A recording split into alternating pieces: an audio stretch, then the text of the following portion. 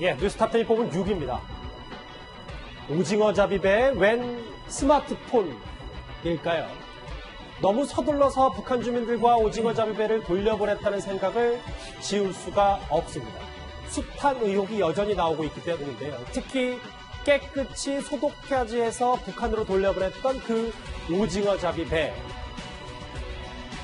귀순, 강제 추방 사건, 생각하지 못한 물건이 발견됐습니다. 오징어잡이 배에서는 노트북과 스마트폰이 발견되었습니다.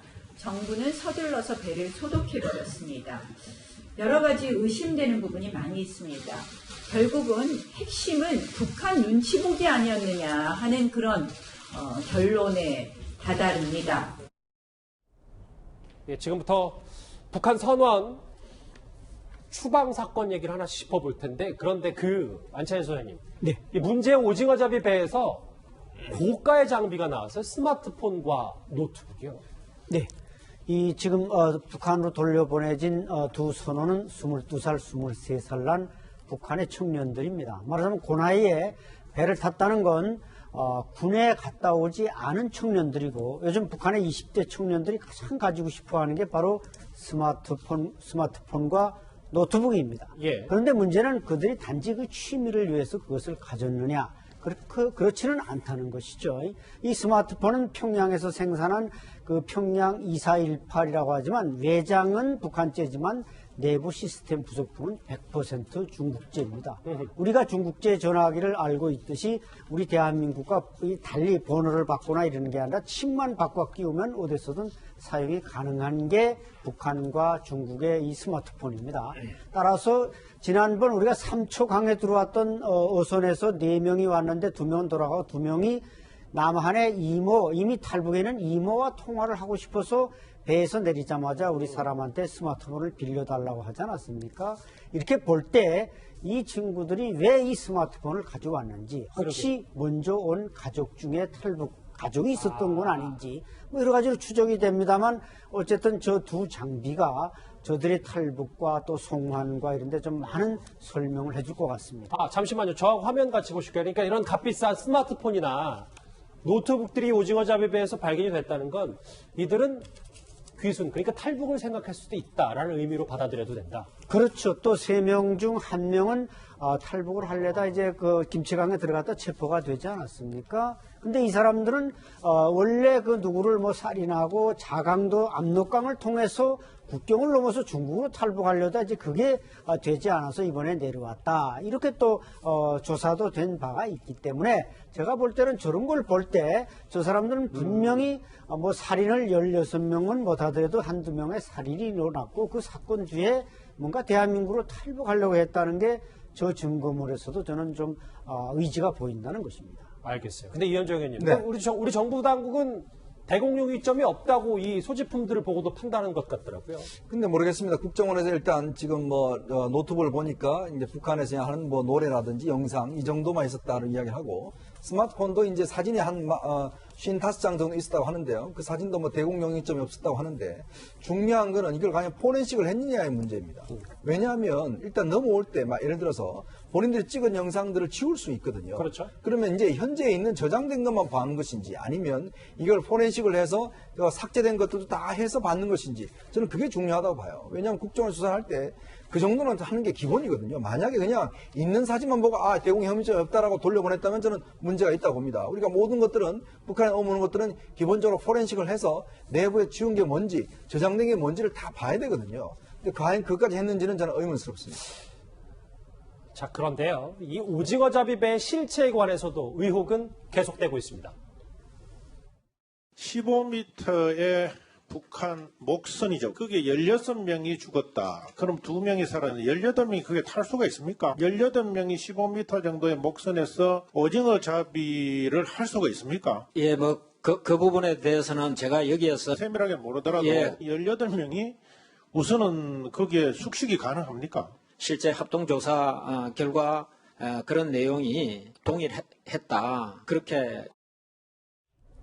사실 이 부분이 제일 제 주변에서 가장 많이 물어보는 것 중에 하나예요. 어떻게 저렇게 비좁은 곳에서 해상살인 사건이 일어날 수가 있었냐. 근데 안찬수 형님, 탈북민들은 이 다른 사람 눈에 띄지 않고 16명 살아가는 건 불가능하고 이 17톤에 가까운 오징어잡이 배, 국정원이 실직한 걸 믿지 못하는 주장을 하거든요. 예, 그렇죠. 저게 이제 40개의 마른 오징어 마대가 또 발견됐다. 이게 밝혀지지 않았습니까? 그것은 결국 저 배 그림에도 나와 있는 바와 같이 저렇게 강목으로 오징어를 말릴 수 있는 시설을 만들어서 바다에 나가서 약 일주일간 오징어를 잡아서 저기다 말려서 오징어가 꿉꿉해지면 마대에 담아서 또 놓고 해야 되니까 저런 17톤 배에 19명이 탄다. 3명이었지 않습니까? 지금 설명하는 살인자는. 그러면 이것은 말이 안 된다는 것이죠. 북한에서는 추로를 할 때 추로증을 발급하는데 저 정도 17톤의 배라면은 그 탈북 어민들을 통해서 제가 설명을 들은 바에 의하면 최소한 선장을 포함해서 7명 정도는 탈 수 있다. 그래야 작업을 하고 오징어를 잡아서 말려서 또 마대에 담아서 비축을 할 수 있지. 저기에 7명 이상이 탄다는 것은 그 항구에서 출항을 시켜주지도 않고 또 오징어 잡이 배로서의 기능도 할 수 없다. 이렇게 볼 때 이 숫자상에는 심대한 오류가 있다는 것입니다. 글쎄요. 그런데 이 배가 지금 북한으로 돌려보내졌기 때문에 실체적 진실을 파악할 수 있는 방법은 이제 없어졌습니다. 자, 그런데요. 이 추방된 북한 주민 2명은 납포된 직후에 우리 남한의 남쪽에 머물겠다는 자필 진술서까지 쓴 것으로 확인됐습니다. 북한 선원들이 대한민국의 귀순 의사를 표명했습니까?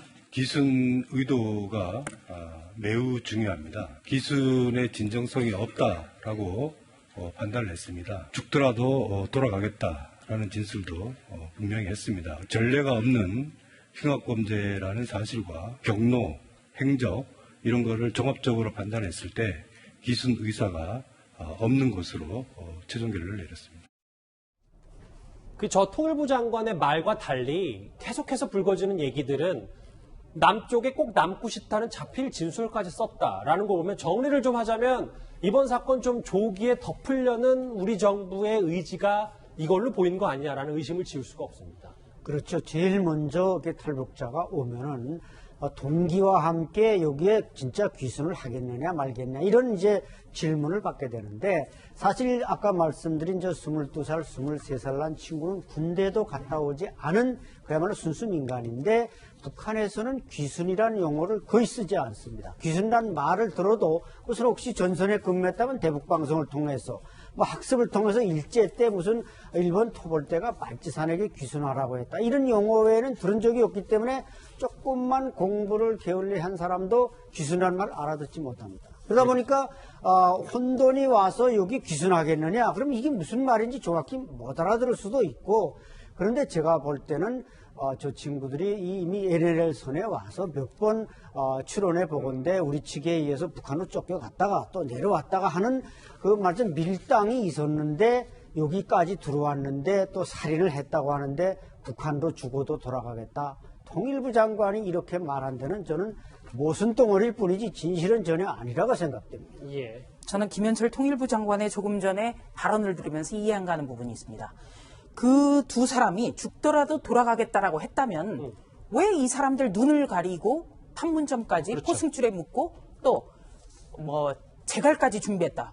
아무 필요가 없는 거죠. 예. 네, 죽더라도 돌아가겠다고 했다면 북측에서는 영웅 대접을 했을 거예요. 근데 안대를 채웠다? 앞뒤가 전혀 맞지 않습니다. 알겠습니다. 북한 선원 추방 사건 오징어 배에서 발견된 의문의 스마트폰 얘기 이번 주제 여기서 정리하겠습니다.